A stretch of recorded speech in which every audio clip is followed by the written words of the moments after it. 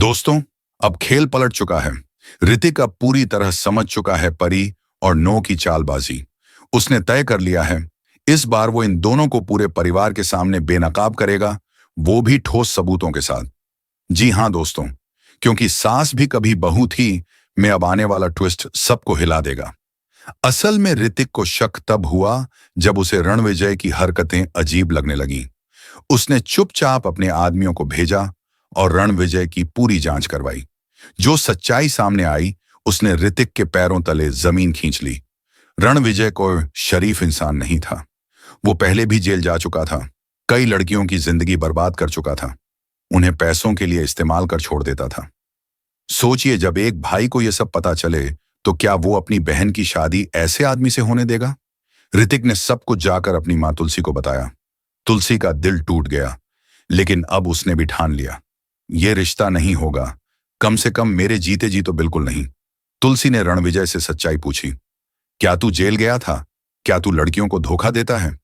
लेकिन रणविजय और परी दोनों तो चालाकियों के उस्ताद निकले।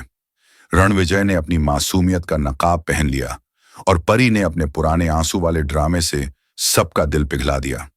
मिहिर, जो खुद को बड़ा समझदार मानता था, फिर से तुलसी को ही गलत ठहरा देता है।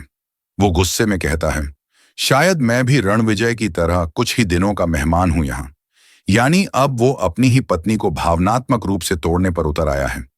घर का माहौल झर बन चुका है। बेटा भी गलत, बहू भी गलत और अब पति भी पत्थर दिल।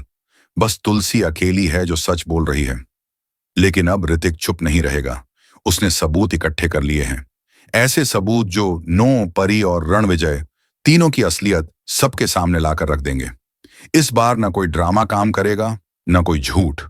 तुलसी की आवाज दबाने की कोशिश करने वालों को जवाब मिलेगा, वो भी उन्हीं की जुबान में। अब देखना यह है कि इतने बड़े खुलासे के बाद मिहिर क्या करेगा। क्या वो अब भी अपनी बेटी की शादी रणविजय जैसे इंसान से करवाएगा या फिर सबके नकाब उतार फेंकेगा?